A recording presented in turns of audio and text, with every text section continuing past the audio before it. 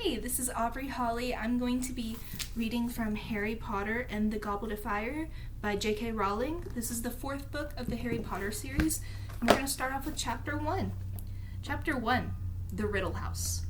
The villagers of Little Hangleton still called it the Riddle House, even though it had been many years since the Riddle family had lived there. It stood on a hill overlooking the village, some of its windows boarded, tiles missing from the roof, and ivy spreading unchecked over its face. Once a fine-looking manor, and easily the largest and grandest building for miles around, the Riddle House was now damp, derelict, and unoccupied. The little Hangletons all agreed that the old house was creepy. Half a century ago, something strange and horrible happened there, something that the older inhabitants of the village still liked to discuss when topics for gossip were scarce.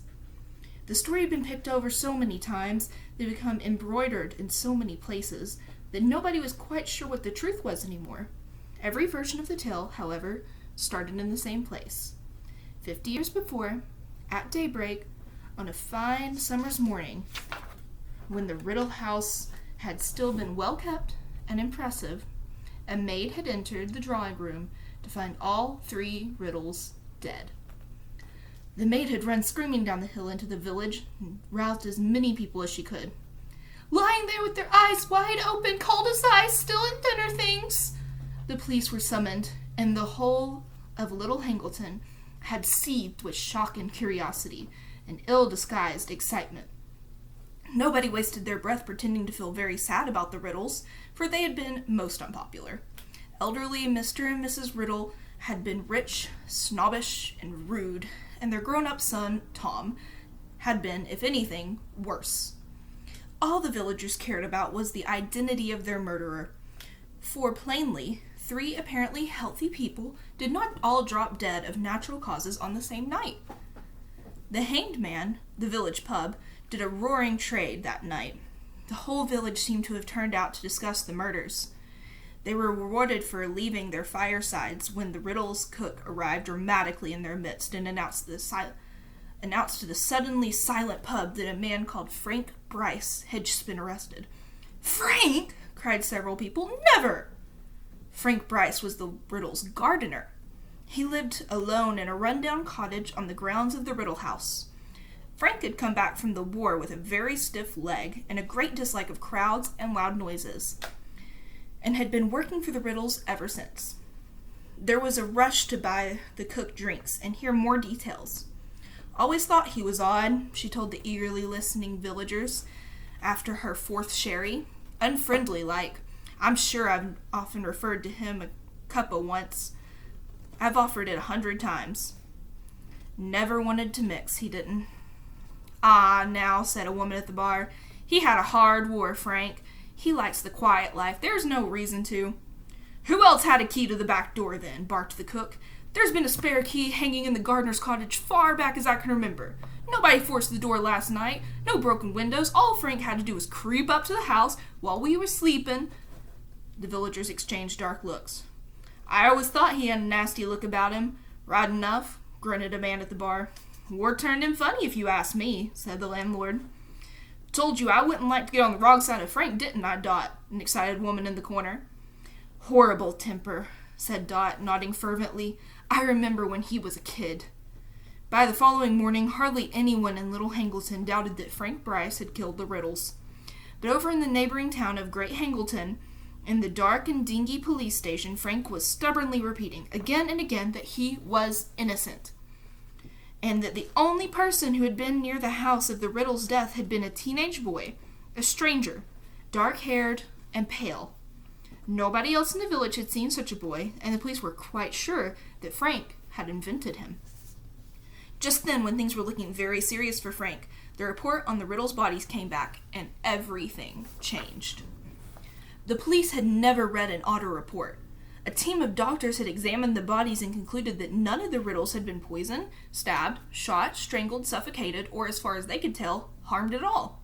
In fact, the report continued, in a tone of unmistakable bewilderment, the Riddles all appeared to be in perfect health, apart from the fact that they were dead. The doctors did note, as though determined to find something was wrong with the body, that each of the riddles had a look of terror upon his or her face. But as the frustrated police said, whoever heard of 3 people being frightened to death? As there was no proof that the Riddles had been murdered at all, the police was forced to let Frank go. The Riddles were buried in Little Hangleton churchyard, and their graves remained objects of curiosity for a while. To everyone's surprise, and amid a cloud of suspicion, Frank Bryce returned to the cottage on the grounds of the Riddle House. "As far as I'm concerned, he killed him. I don't care what the police say," said Dot and the hanged man. "And if he had any decency, he'd leave here, knowing as how we all know he did it." But Frank did not leave. He stayed to tend the garden for the next family who lived in the Riddle House, and then the next, for neither family stayed long. Perhaps it was partly because of Frank that the new owners said there was a nasty feeling about the place, which, in absence of inhabitants, started to fall into disrepair. The wealthy man who owned the Riddle House these days neither lived there nor put it to any use. They said in the village that he kept it for tax reasons, though nobody was clear what these reasons might be. The wealthy owner continued to pay Frank to do the gardening, however. Frank was nearing his 77th birthday now, very deaf, his bag legs stiffer than ever, but he could be seen pottering around the flower beds in the fine weather, even though the weeds were starting to creep up on him, try as he might to suppress them. Weeds were not the only thing Frank had to contend with either. Boys from the village made a habit of throwing stones through the windows of the Riddle House. They rode their bicycles over the lawns Frank worked so hard to keep smooth.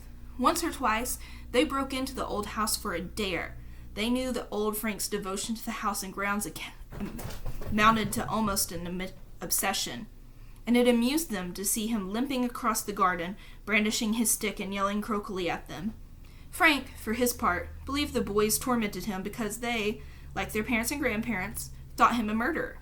So when Frank awoke one night in August and saw something very odd up at the old house, he merely assumed that it was the boys who had gone up one step further in their attempts to punish him. It was Frank's bag lead that woke him. It was paining him worse than ever in his old age. He got up and limped down the staircase into the kitchen, with an idea of refilling his hot water bottle to ease the stiffness in his leg. Standing at the sink, filling the kettle, he looked up at the Riddle House and saw lights glimmering in its upper window.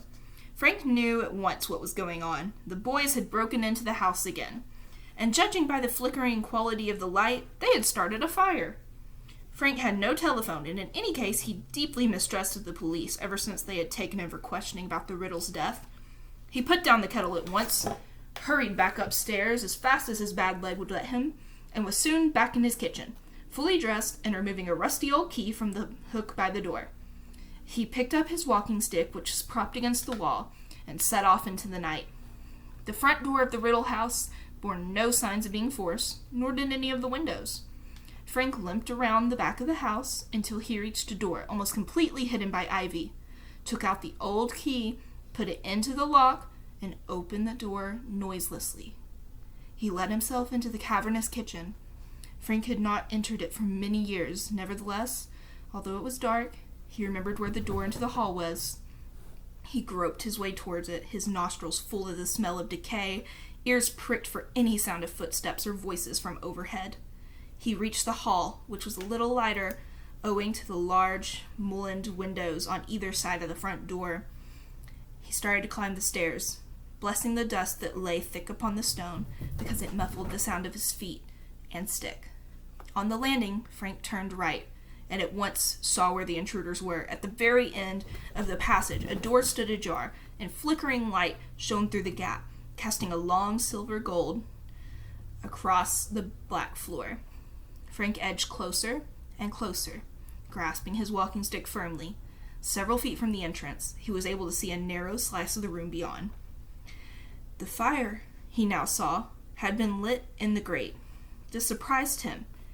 Then he stopped moving and listened intently for a man's voice spoke within the room. It sounded timid and fearful.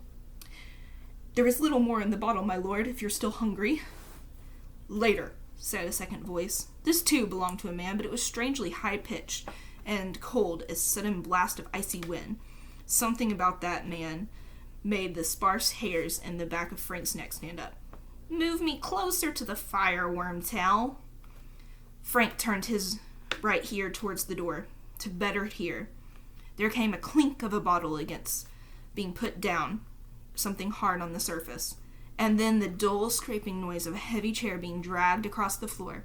Frank caught a glimpse of a small man, his back to the door, pushing the chair into place. He was wearing a long black coat, and there was a bald patch on the back of his head. Then he went out of sight again. "Where is Naganai?" said the cold voice. I don't know, my lord," the first voice said nervously. "She set out to explore the house, I think." "You will milk her before we retire, Wormtail," said the second voice. "I will need feeding in the night. The journey has tired me greatly." Brow furrowed, Frank inclined his good ear still closer to the door, listening very hard. There was a pause. Then the man called Wormtail spoke again. My lord, may I ask how long we're going to stay here?" "A week," said the cold voice. "Perhaps longer. The place is moderately comfortable, and the plan cannot proceed yet. It would be foolish to act before the Quidditch World Cup is over." Frank inserted a gnarled finger into his ear and rotated it. Owing, no doubt, to a build-up of wax, he heard the word Quidditch, which was not a word at all. The Quidditch World Cup, my lord?" said Wormtail. Frank dug his finger still more vigorously into his ear. "Forgive me, but I do not understand. Why should we wait until the World Cup is over?" "Because, fool, at this very moment, wizards are pouring into the country from all over the world, and every meddler from the Ministry of Magic will be on duty, on watch for signs of unusual activity, checking and double-checking identities. They will be obsessed with security lest the muggles notice anything. So, we wait." And that is where we will stop for today. Thank you.